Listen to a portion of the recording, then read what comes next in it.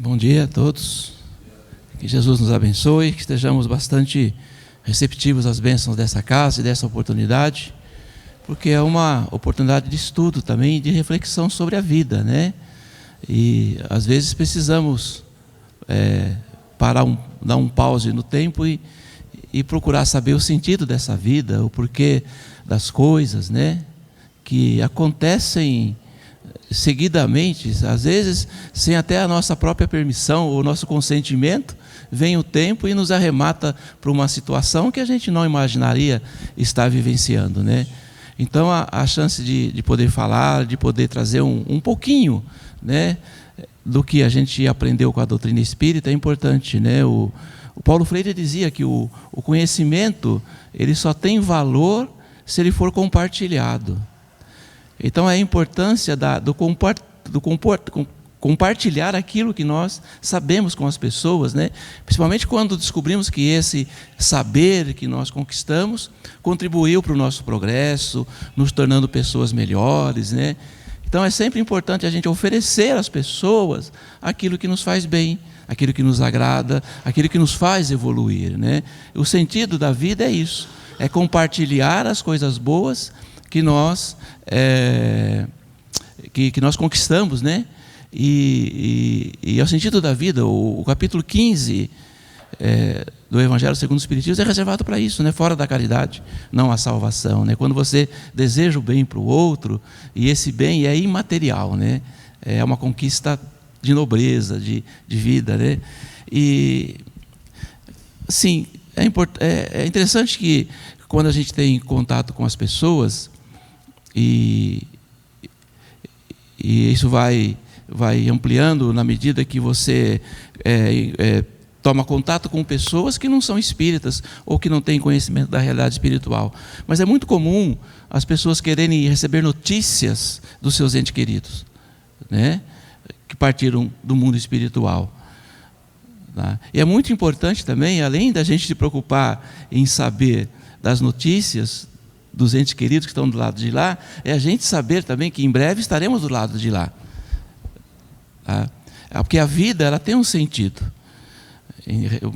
Recentemente, num seminário que eu participei, achei interessante quando a palestrante falou o sentido da vida, né? O que é vida para nós? Vida é tudo aquilo que for digno de ser perpetuado. Tudo que não for digno de ser perpetuado não é vida. Tá? Então, assim, nós precisamos já ir ensaiando um despojamento daquilo que um dia fatalmente teremos que nos libertar. Tá? É importante a gente sempre querer imaginar a Terra sendo um mundo de regeneração. E uns falam que é daqui 50 anos, daqui 100 anos, não importa o tempo que seja. O importante é que se eu acredito que existe um plano regenerado, um mundo regenerado, eu já posso estar vivendo nele nesse momento. Ou seja, é possível que nós vivenciamos um mundo de regeneração, mesmo estando vivendo ainda num mundo transitório aí de provas e expiações para um mundo de regeneração. Tá? Então, se as nossas tendências infelizes de ódio, de rancor, de mágoa, né, ou de cobiça, ou de ambição exagerada, ou tudo aquilo que foge do equilíbrio da vida. Ou seja, se conseguirmos já nessa existência, no hoje, nos libertar daquilo que nos aprisiona, significa que nós já estamos regenerados, mesmo estando nesse mundo. Tá? E esse livro da codificação espírita, o Código Penal da Vida Futura, vem tratar justamente sobre isso, a nossa postura diante da vida, né?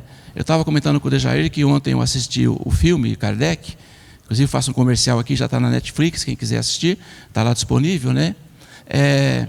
Eu fiquei pensando, as obras da codificação, elas seguiram uma sequência lógica, né? E esse livro, O Céu e o Inferno, ele veio a lume, né, depois de tantas comunicações que Kardec recebe, de tantas comunicações que ele presencia, e ver e sentir a variação, né, da vida dos espíritos no além. Como que eles vivem, né? Então, justamente ele cria esse livro, ou ele idealiza esse livro, juntamente com o amparo dos espíritos amigos, para que a notícia de lá para cá seja real e verdadeira, né? E chama a nossa atenção. Tá? Talvez, se você não esteja preocupado com a vida além túmulo, é bom se preocupar, porque ela vai surgir de repente. Tá? Então, esse livro ele vem para nós, num sentido ali, até está ali, digamos, nas entrelinhas, que a gente descubra que a vida, com certeza, ela é muito mais além do que aquilo que a gente imagina que ela seja, né? Então, é claro, é bom divertir, é bom curtir a vida, festa, tudo isso é uma necessidade nossa ainda, da condição espiritual que nós nos encontramos. E ela é saudável. Tudo o que traz para o espírito uma condição dele ter uma vida melhor, mais feliz, é importante. O importante também é a reflexão sobre aquilo que eu penso que é bom, ou que é saudável, realmente seja. Né? Porque pode ser um prazer transitório, né? Apenas momentâneo. Às vezes a gente se apega às coisas que são absurdamente perecíveis. Tá? Então esse livro vem tratar disso, o Código Penal da Vida Futura. Então, mediante essas questões que às vezes a gente mesmo pergunta, né? Para onde eu vou? Eu até falei aqui, acho que na outra palestra, na quinta-feira. É uma grande preocupação nossa. Ou para muitos espíritas, saber assim, qual a minha destinação depois da morte? Para onde que eu vou depois que morrer? Aí a gente vai estudando a doutrina, o evangelho, participa de sessões mediúnicas e vê a diversidade das comunicações dos espíritos. E a gente vai descobrir depois que a grande preocupação nossa não deve ser tanto em saber para onde eu irei, mas a condição que lá eu vou chegar. Isso é mais importante. Tá? E quando pensamos na condição que vou chegar, o lugar não importa. O que importa é a minha preocupação com agora, com a vida presente, né? Então esse livro vem tratar muito sobre isso. Para mais ou menos ilustrar o que eu vou falar nesses breves minutos, eu gosto sempre de contar esse caos aqui, que é o disfarce, né? Hilário Silva, no livro Almas em Desfile, foi psicografado por Chico Xavier e Valdo Vieira. Tá? Uma parte é Chico Xavier, outra parte do livro é Valdo Vieira. E olha que interessante o caso dessa senhora aqui, a dona Jordelina, né? Vamos ler aqui na íntegra a história para a gente não perder o sentido dela. A velha Jordelina Torres recebera do fazendeiro Paulo Mota as piores humilhações da vida. A princípio, quando mais moço, perseguira com propostas menos dignas, a que resistira valentemente.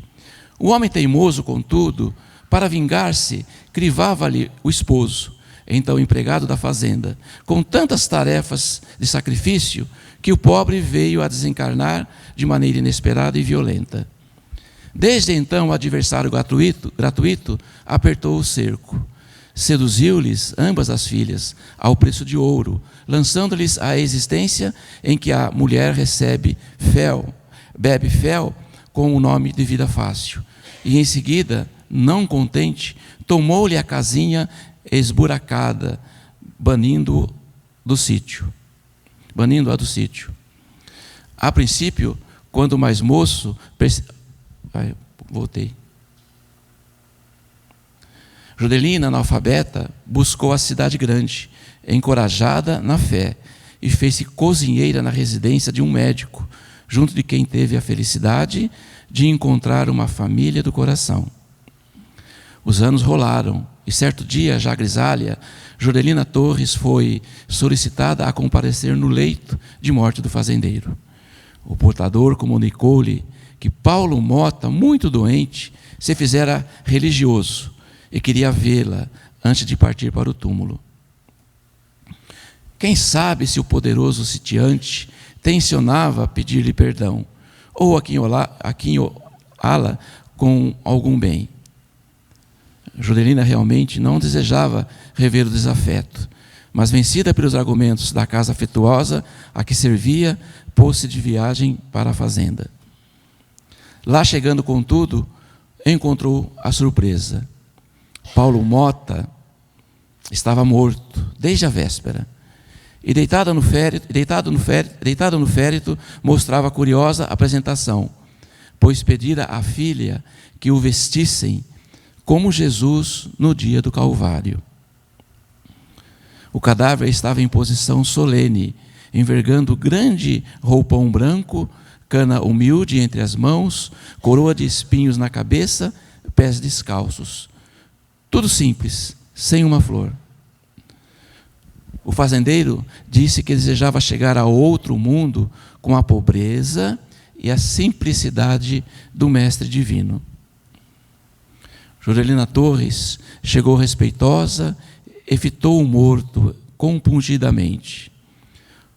Orava serena quando foi abordada por Dona Mariana Mota, a filha do fazendeiro, que lhe falou: Dona Jodelina, lamento que a senhora não tenha chegado antes. Papai estava muito interessado em que a senhora o perdoasse por alguma falta de outros tempos. Não tenho nada contra ele, disse a velha humilde, pois também sou pecadora, necessitada do perdão de Deus. Encorajada por uma resposta assim tão doce, a jovem senhora indicou um morto cuja figuração efetivamente lembrava o sublime crucificado, e falou à recém-chegada: a senhora não acha que papai está bem como está? Foi então que Jodelina explicou sem afetação: sim, minha filha, Nhô Paulo está muito bem disfarçado, mas ele agora está seguindo para um lugar onde é bem conhecido. Essa é a realidade, né?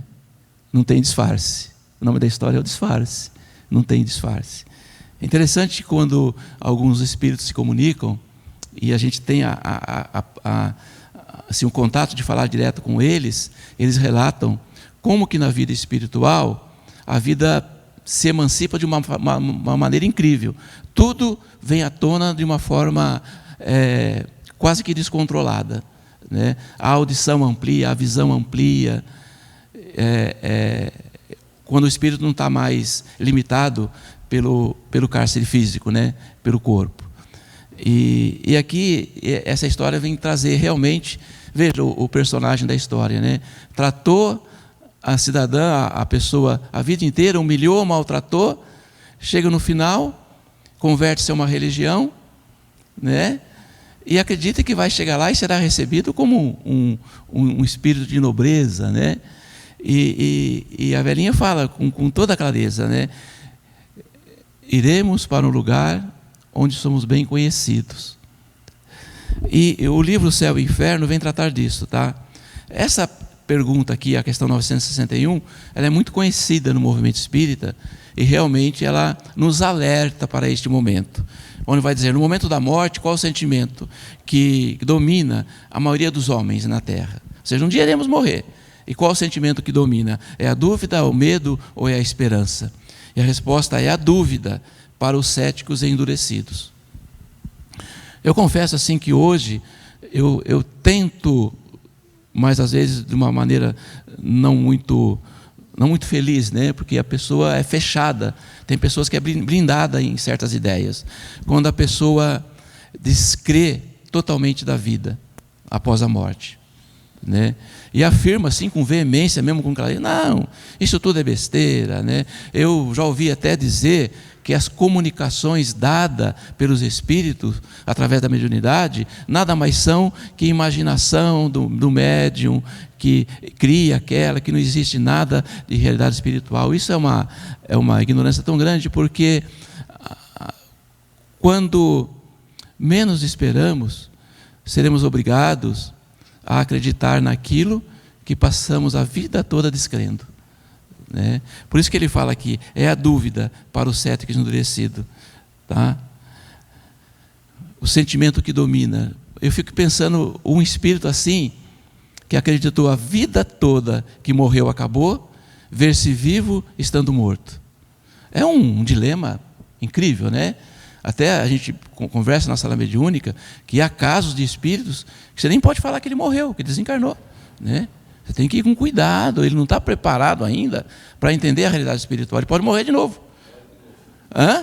Ele morre de medo, né?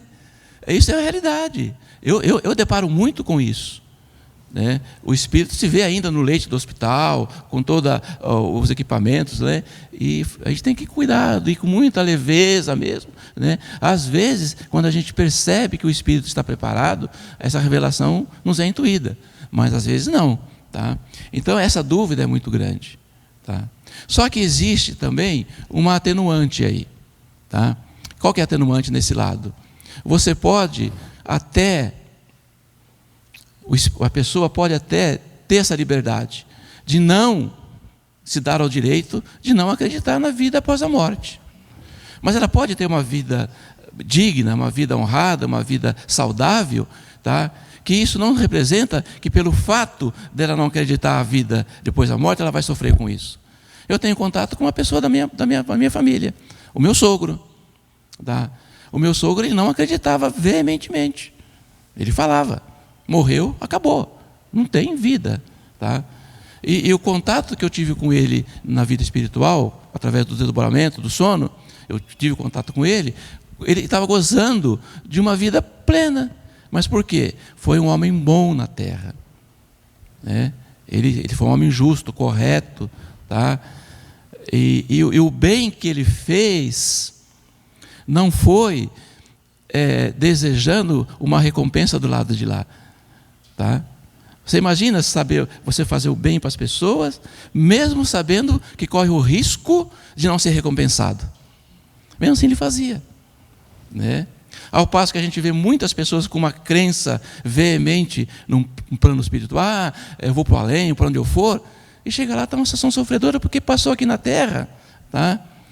E não viveu uma vida digna para merecer, mesmo acreditando na vida após a morte, uma vida melhor, né? Porque não cultivou aqui na Terra. Então é a dúvida? Sim, a dúvida é um grande dilema, né?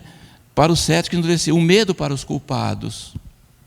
Tá? A culpa, na nossa concepção espiritual, o nosso sentimento de culpa, que ainda é um grande dilema do espírito, né? A própria psicologia trabalha isso, nós sofremos muito em consequência dessa culpa que trazemos, mas ela vai diminuindo essa sensação de culpa na medida que o espírito vai trabalhando para o bem. Você entendeu? Existe aí um equilíbrio aí.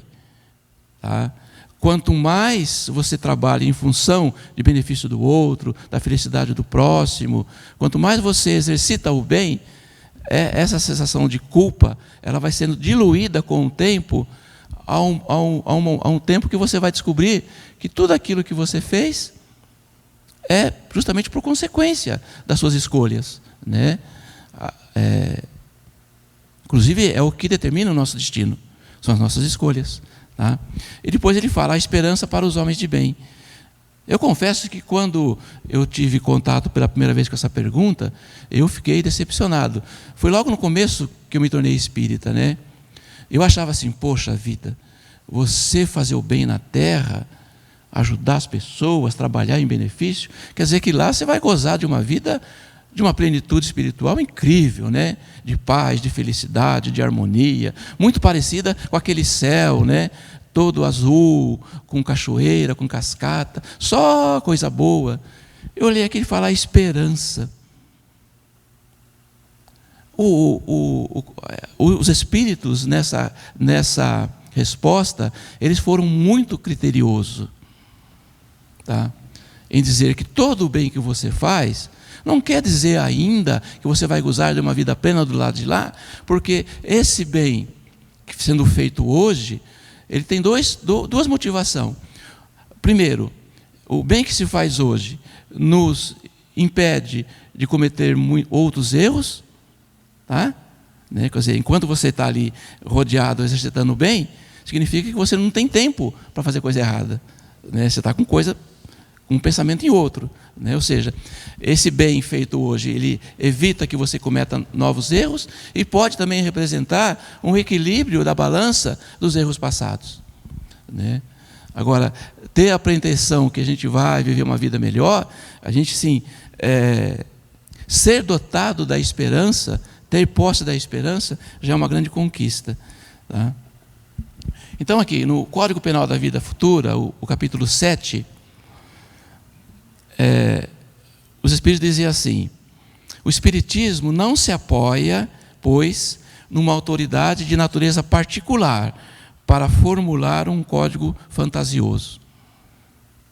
Não é uma religião ou uma seita que vai determinar a sua vida futura. Temos mais de 10 mil religiões na Terra, né?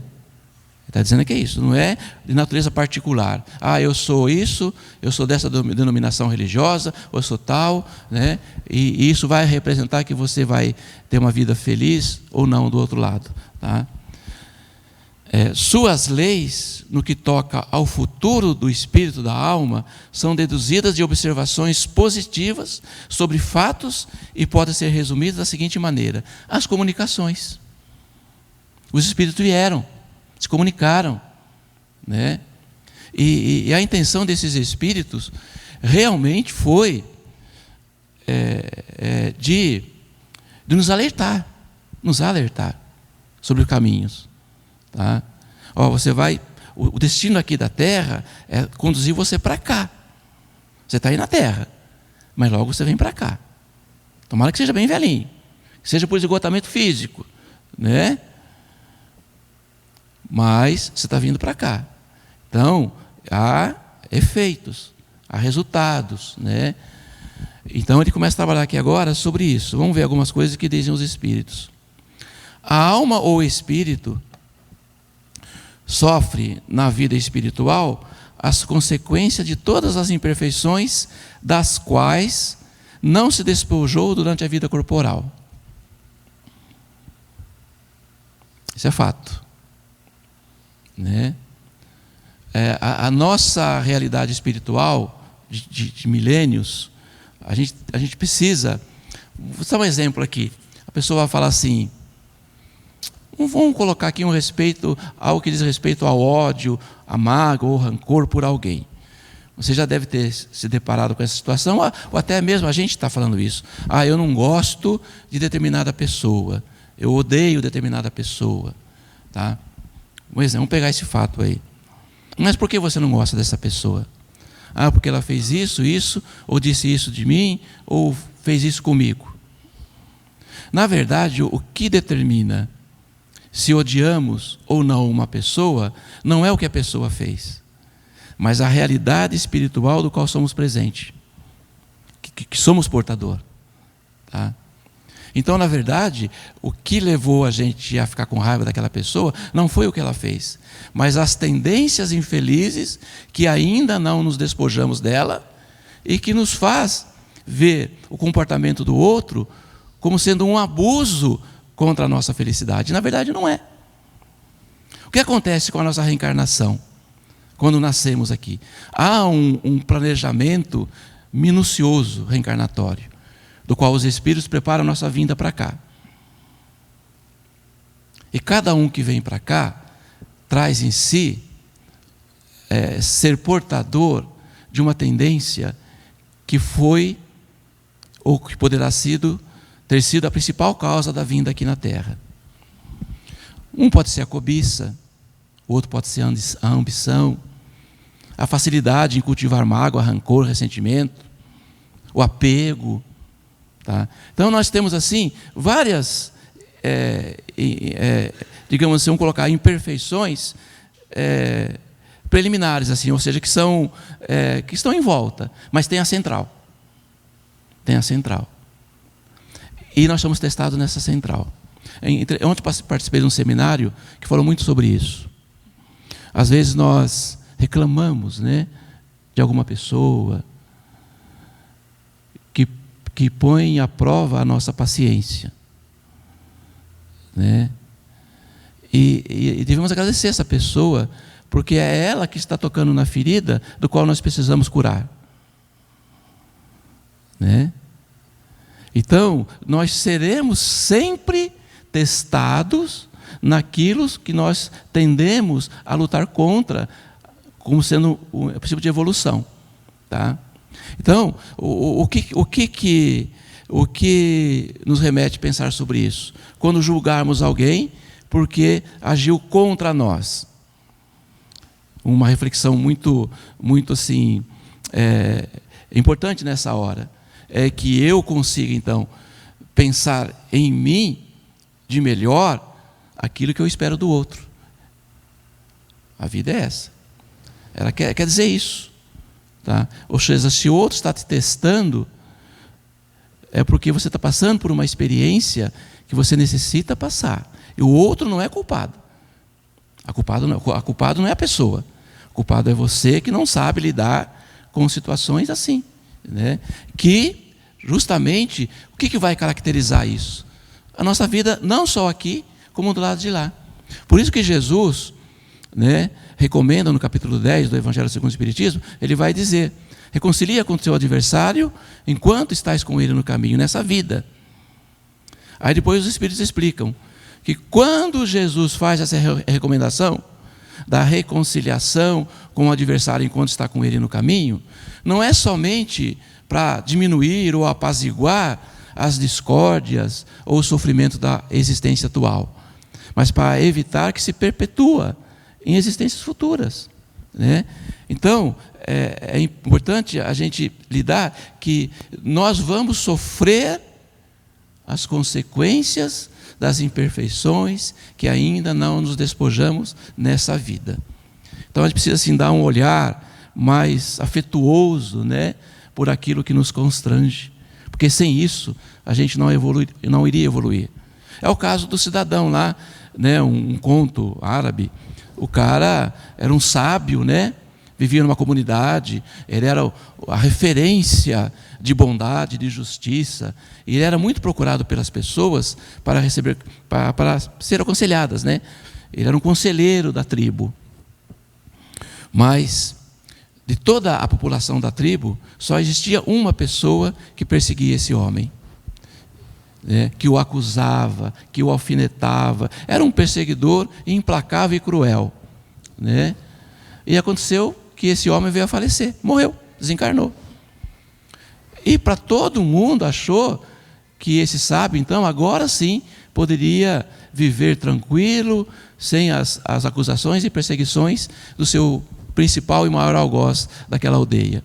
E não é que o povo se surpreende que o sábio estava lá na beira do caixão, lamentando a morte do outro? Aí foram questionar para ele, e falou: não, agora que você se libertou dele, ele disse, esse era o único que cutucava e me fazia. Ele falou: agora temo não crescer mais. A sabedoria está aí. Temo não crescer mais. Né? Mas vamos lá. A felicidade perfeita está ligada à perfeição. Quer dizer, à depuração completa do espírito. Toda a imperfeição é ao mesmo tempo uma causa de sofrimento e de privação de prazer. Do mesmo modo que toda qualidade adquirida é uma causa de prazer e de atenuação dos sofrimentos. Tá? Veja que ele coloca aqui novamente a palavra que, quando ele fala atenuação dos sofrimentos, é além de diminuir a esperança de uma melhora. Né? Não há uma única imperfeição da alma que não carrega consigo as suas consequências deploráveis, inevitáveis. Ou seja, um mínimo, né? O mínimo. Você vê, de uma semente nasce um pomar, né? Nasce uma obra, um jardim, né? Aquilo que é pequeno pode crescer e se reproduzir. E uma única boa qualidade que não seja a fonte de um prazer. A soma das penas é assim proporcional à soma das imperfeições. Do mesmo modo que a dos gozos está em razão da soma das qualidades. Aqui, né, numa hora, os espíritos vão falar que o espírito, quando erra, ele passa por 3 fases, automaticamente, né? Primeiro vem o arrependimento, depois vem a expiação e depois vem a reparação. Mas é possível a gente se deparar com pessoas, ou mesmo nós sermos assim, pessoas que são fechadas ao arrependimento. Eu já ouvi pessoa falar assim: eu não me arrependo do que fiz. Não me arrependo do que fiz. Não sei se vocês já ouviram, né? Não me arrependo. Não tenho um pouco de arrependimento e faria de novo, tá? Se fosse pensar a vida somente nessa existência, sim, mas tem um tempo. Quando os Espíritos falam que quando o Espírito erra, fatalmente ele passará por 3 fases, e essas 3 fases são o arrependimento. Quando fala arrependimento, não tem tempo determinando aí. Pode ser uma existência, pode ser várias existências. Inclusive, é importante a gente pensar que é possível, numa encarnação, a gente vencer uma tendência que seríamos capazes, ou precisaria, várias encarnações para se libertar dela. Mas exige o que do espírito, da pessoa? Exige um esforço, um sacrifício, renúncia, né? Às vezes precisa renunciar a um prazer para se libertar, né? Imagina silenciar diante de uma crítica, não se revoltar diante de uma ingratidão,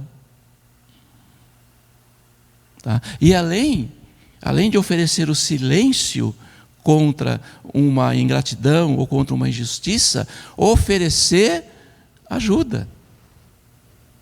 É um exercício primoroso para o espírito, né?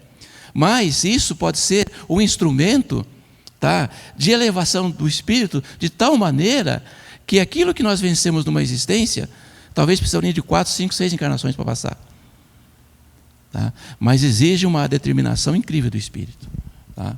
A gente sabe que a evolução não dá saltos, tá? Mas não quer dizer que a gente pode, num tempo menor, encurtar a carga do nosso sofrimento. Então, assim, olhar com bons olhos essa situação, né, como diz a própria doutrina espírita se encarrega disso. Nas entrelinhas, Kardec vai dizer que o mundo é uma escola, né? Então, quando fala que as 3 fases é primeiro o arrependimento, um dia vai se arrepender, tá? Depois vem a expiação, que é as consequências do erro. Aí depois que vem a reparação. A reparação vem no momento em que o espírito já está engajado numa condição mínima para reparar aquilo, tá? Numa sala de aula, por exemplo, um professor, sabendo que um aluno tem uma limitação em determinada matéria, ele não vai, como um bom professor, como um mestre, ele não vai facilitar para que o aluno consiga, aos poucos, atingir a condição de chegar naquela resposta ou naquela condição de poder resolver. Ele prepara primeiro o espírito, né? Assim, os espíritos superiores, Deus, com a sua infinita misericórdia, faz com a gente, tá? Para isso, não tem necessidade de um lugar circunscrito, ou seja, lá o céu, né? O inferno, pois, está por toda parte, onde haja almas sofredoras, do mesmo modo que o céu está por toda parte, onde haja almas felizes. Eu vou aproveitar esses breves 5 minutos para a gente só refletir no que está escrito aqui, porque eu até falei com o Dejair agora há pouco. É de uma clareza e de uma simplicidade incrível, ou seja, é muito difícil alguém ler isso e falar: não entendi o que ele quis dizer. Eu não entendi. Tem que ser um espírito muito fechado mesmo para as coisas reais da vida, tá? Então vamos ler aqui, refletir, para que a gente consiga, nesses breves minutos, desfrutar desse capítulo 7 do livro Céu e Inferno, que é muito importante, tá? A gente lê sobre isso. Então, sendo a justiça de Deus infinita, tem uma conta rigorosa do bem e do mal. Se não há uma única ação má, um único mau pensamento que não tenha as suas consequências fatais, não há uma única boa ação, um único bom movimento da alma, o mais leve mérito em uma palavra que seja perdido, mesmo que entre os mais perversos, pois é um começo de progresso. Ou seja, há resquícios de bondade mesmo nas almas mais pervertidas. Evangelho segundo o Espiritismo. Eu falei que não ia dar pausa, mas isso aqui não posso deixar. Evangelho segundo o Espiritismo, capítulo 10. Né? A lei de amor. O Espírito vai dizer: não creais na esterilidade, no endurecimento do coração humano. Ele cede, mesmo contra a vontade, ao amor verdadeiro. Está dizendo aqui agora. Tá? Entre os mais perversos há resquícios de bondade. Somos almas criadas por Deus, né? A duração do castigo está subordinada à melhoria do espírito culpado. É o tempo, né? Nenhuma condenação por tempo determinado é pronunciada contra ele. Uma vez eu vi um diálogo entre dois espíritos interessante, que um falou para o outro assim: quanto tempo vai durar o meu sofrimento aqui desse lado? E o outro respondeu: o tempo que durar a sua incredulidade, né? A sua aspereza, o seu devotamento ao mal. Você que determina. Então não existe um Deus que determina que sofreremos por um tanto tempo, se essa determinação somos nós mesmos que determinamos, né? Ou seja, que impomos. Tá? O que Deus exige para pôr termos aos seus sofrimentos é uma melhora séria, efetiva e um retorno sincero ao bem. Não há, sob o aspecto da natureza e da duração do castigo, nenhuma regra absoluta e uniforme. A única lei geral é que toda falta recebe a sua punição e toda boa ação a sua recompensa. E ela surge, essa boa ação, a oportunidade surge de maneira inesperada. Andando na rua, na nossa intimidade, sozinho, está andando descontraídamente, está andando, e você vê ali um obstáculo na calçada, do qual você teve a oportunidade de enxergar, e que outro talvez não enxergaria, sei lá, uma casca de banana que alguém pode escorregar, um caco de vidro que alguém pode se cortar, né?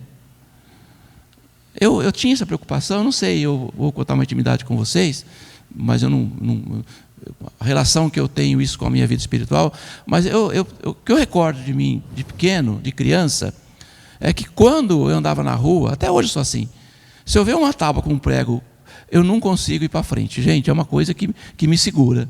Eu tenho que voltar lá, tirar e colocar longe do alcance da visão ou do perigo de alguém, sabe? Então eu vi, já faço logo, porque não adianta eu querer andar um quarteirão, que eu vou ter que voltar depois um quarteirão para... Talvez seja consciência pesada, né? Mas ela pelo menos está me dando a oportunidade de fazer algo de bom. Então, o bem, às vezes, um prego encilhado ou ali na rua que você tira, é uma obra de caridade. Falou aqui, não existe nada. O silêncio, às vezes, nos educa e educa o outro também, né? Tira do outro a oportunidade de se envolver mais ainda na intriga. O silêncio quebra uma corrente, né? E continua. E assim por diante. O espírito é assim, sempre o árbitro da sua própria sorte. Pode prolongar os seus sofrimentos pelo endurecimento no mal, abrandá-los ou abreviá-los por seus esforços para o bem. Em virtude da lei do progresso, tendo toda a alma a possibilidade de adquirir o bem que lhe falta e de se desfazer do mal que ela ainda tem de mal, segundo os seus esforços e a sua vontade, disso resulta que o futuro não está fechado para nenhuma criatura. Deus não repudia nenhum de seus filhos, recebe-os em seu seio, à medida que atingem a perfeição, deixando assim a cada um o mérito de suas obras. Bom, o que eu fiz aqui com vocês nesses 15 minutos, 45 minutos, é uma pincelada muito genérica mesmo, sobre o que é a vida futura e como os espíritos trabalham, né? Ontem eu assisti o filme do Kardec e vi as manifestações ali, né, que aparece no filme, e do qual resultou esse livro. Participo de sala mediúnica, e a gente vê as comunicações, como é que elas são, né? E, na verdade, a nossa realidade espiritual, ela está presente em nós. E dá para mudar, não está fechado, né? Eu vou encerrar com essa frase: estou de malas prontas rumo à felicidade, destino que eu mesmo escolhi, catálogo... Espera aí, está errado aqui. O que aconteceu aqui, Jair? Aqui. Não estava mudando?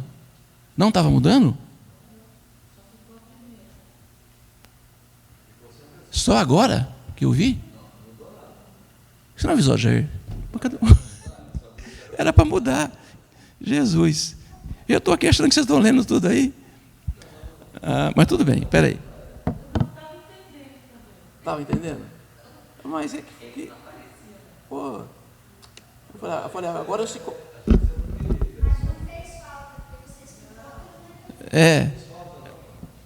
Moxa. Estou de malas prontas, rumo à felicidade, destino que eu mesmo escolhi no catálogo das possibilidades. É isso daí. A vida está diante de nós. E o futuro nos espera sempre aí, de braços abertos.